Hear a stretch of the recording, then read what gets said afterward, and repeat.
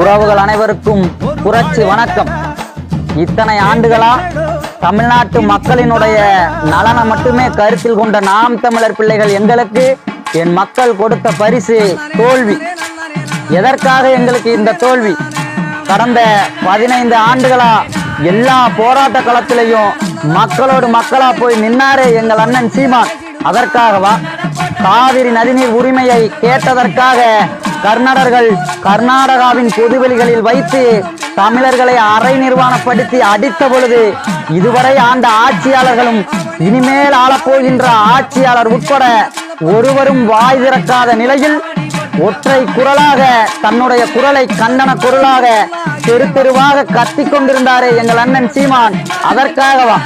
Samsung நிறுவன தொழிலாளர்களின் போராட்டம், ஆசிரியர்கள் போராட்டம், மீனவர்கள் போராட்டம், செவிலியர்கள் போராட்டம் என எண்ணற்ற போராட்டத்திலே மக்களுக்கு துணையாக களத்திலே நின்றாரே எங்கள் அண்ணன் சீமான்.